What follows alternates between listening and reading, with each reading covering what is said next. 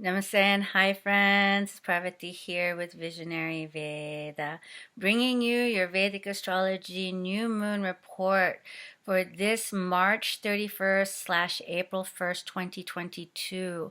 This is a Vedic Astrology report, and in this report I'm going to be going over the new moon energies at play for this amazing, sweet, soft, confusing new moon happening in the sidereal sign of Pisces in the gentle Nakshatra of Revati.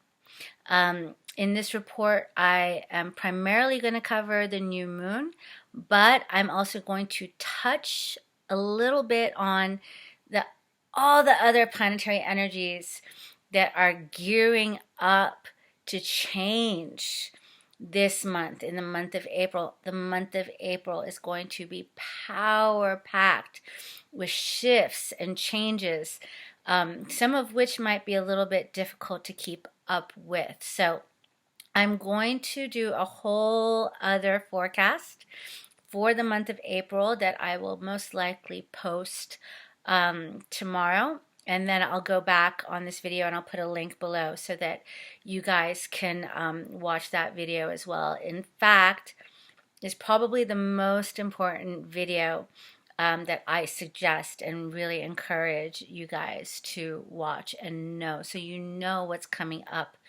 for this month. All right, so really quickly going over the planetary energies for the month of April. We're starting here with this new moon in Pisces. So there's a lot of letting go energy. It's the time of clearing out and letting go so that all these new shifts, to make space for all these new shifts to be able to come in, right? What you think is going to be is one direction is probably going to turn out to be another direction. So we have this new moon, which I'll go over more precisely after I touch on the other planetary placements coming up in April. After this new moon, we are going to have three major grahas changing. So first of all, we will have Mercury changing signs, going into Aries. We're going to have the sun shifting into Aries in the middle of the month. Before that, we're going to have a very, very strong planetary, quote unquote, planetary war, which is when two planets are in the exact same degree as one another. This time we're going to have a very strong Saturn and a very strong Mars conjunct on April 4th. So a lot of this frustration, a lot of this anxiety, a lot of this fear, unsurety that we're all feeling is a building up to this exact conjunction. And I'll talk more in detail about this exact conjunction in my next video, okay? Be on the lookout for that. So we have Mars and Saturn, and then we have, of course, Rahu and Ketu changing signs. Rahu going into sidereal Aries, Ketu going into sidereal Libra. So this tells us that for the next year and a half, there's going to be a lot of egocentric, me-centric energy, and maybe a lot less feelings or concern or thoughtfulness about how our egos are affecting others in relationships. But more on that in my next video. And then really big, we have Jupiter moving into its own sign of Pisces on the okay, so this is from the top of my head, so my apologies. I believe it is on the 13th, 12th. I think the nodes are changing. The 13th. The 13th or the 14th, around that time. I'll be more precise in my next video. I just don't have all the dates written down in front of me, and there's a lot of changes. So the 13th, Pisces moves into its own sign. Jupiter moves into its own sign of Pisces. Jupiter has not been in its own sign for 12 years. It takes Jupiter 12 years to complete a revolution around the whole zodiac. So 12 years ago, around 2010, is when I think May 2010 is when Jupiter was in Pisces last. So we'll talk about those energies. It's going to be very good for certain signs. Actually, it's going to be very good for all of us, Jupiter in Pisces. The day after Jupiter moves into Pisces, the sun goes into that Gandanta point that I'm always talking about between the fire and the water signs, moves into its exaltation sign of Aries. And then later on in the month, we will have Saturn moving. Oh no, then we have, yes, later on in the month, we have a beautiful full moon. Then we will have Venus joining Jupiter in Pisces in its exaltation sign. So this is going to be very positive for the markets. There might be a burst in the markets, meaning an uptick, upswing in the markets. As well as many other positive indications, which I will speak about in my next video. And I'm selling this on you, aren't I? And then at the end of the month, we will have Saturn moving into its Multrikona sign, another very powerful sign for it, which is a sign of Aquarius. Now Saturn's super at home and empowered in Aquarius, where it's been in the sign of Capricorn, which it also rules. Now going into the sign of Aquarius for about 4 months, I believe, until the end, from the end of April until July. And then it's going to retrograde back into Capricorn. But when it's in Aquarius, its focus shifts. See, Saturn is a servant to the masses. It's there to support the people, okay? Especially the people that have less, that are just more not as privileged, let's say, or not as elite, or not born as privileged with as many options. And so it's supportive of the working class, the underclass, the musicians, the artists, the freaks, the people that are more the salt of the earth, and not so much the leaders, right? Not so much the elite. That is symbolized by the sun. Now remember, sun's going to also be exalted, so it's going to be quite the clash of energies. But Saturn is very strong in its Multrikona sign. So we will see the shift going from established business and government mandates and dictates and things to power to the people, right? God bless the freaks. So just get ready for that. It's going to be a really amazing year with April, our spring, right? The first new moon after the spring equinox. It's the beginning. And in order to begin, we have to make room. We have to make space. We have to let go to allow these new energies space to be able to work their magic, right? So also after this new moon begins the spring celebration of Navratri in India, in the Vedic system, in the Hindu Dharma. We celebrate the 9 nights of the goddess, actually 4 times a year, but the celebration in the fall is the biggest because it's more the harvest. Now this is the blessing. We're asking the mother goddess for to bless us with great new beginnings, right? To bless us on our new journey moving forward. This is going to be a new chapter in all of our lives. Where this affects you the most, if you would like to know, you can schedule a session in astrology, a Vedic astrology session with me at visionaryveda at gmail.com, and we can get you on the schedule because it's going to be a very, very powerful month, and I'm really looking forward to it. So that being said, what are the energies of this new moon? Well, this new moon is paving the way for all of these changes to be able to take root. It is happening in the sidereal sign of Pisces, in the nakshatra, the beautiful nakshatra of Revati.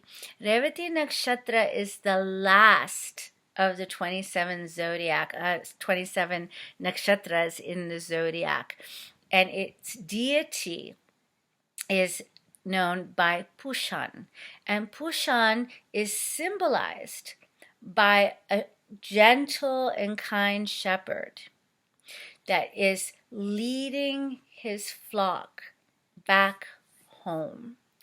The two nakshatras in the sign of Pisces before this last one.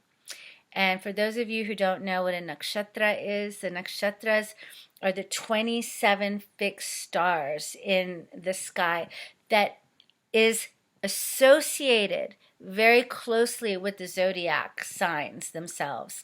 I do know that some neo-Vedic astrologers separate the nakshatras from the signs, but traditionally they are very much tied to the zodiac, to the 12 zodiac signs. So we have the 12 zodiac signs, and then within that we have the 27 nakshatras that are correlated. So the first two nakshatras in the sign of Pisces is Purva Bhadrapada and Uttara Bhadrapada.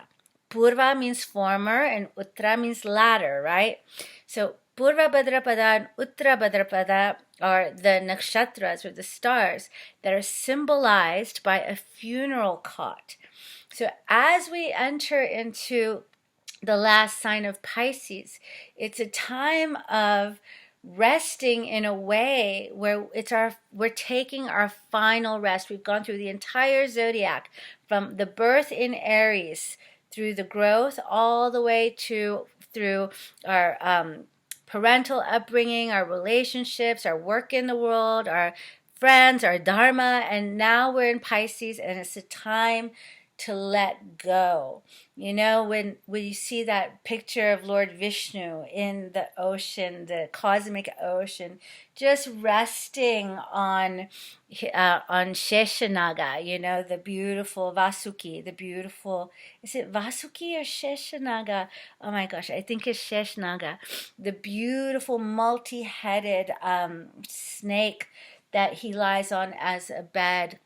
And he just surrenders, and he's dreaming up universes. He's dreaming up realities. This is encompassed in the sign of Pisces. Think about, we're sleeping, we're getting ready to let go. We're getting ready to let go of some sort of aspect of our life.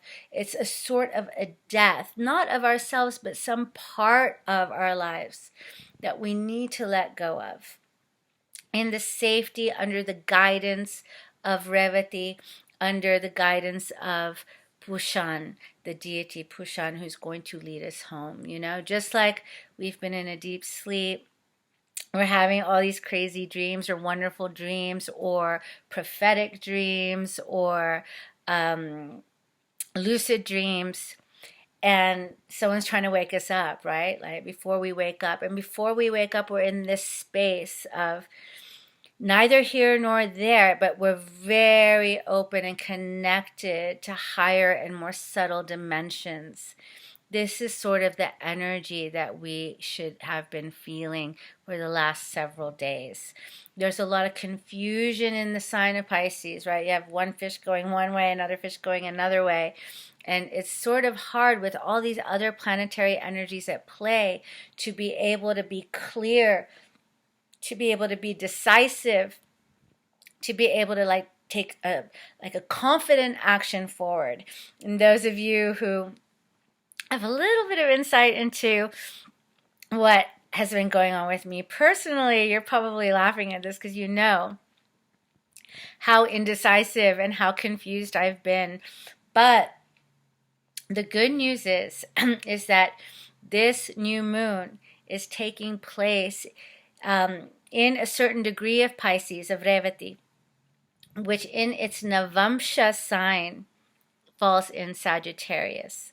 So even though we might be confused, especially me, even though we might not be clear, we can know and we can feel secure that whatever is we're being brought to, we're being led to, what we're being guided to is ultimately of our highest dharma or dharma, our highest dharma in life. What I mean by dharma is what we are meant to do in life.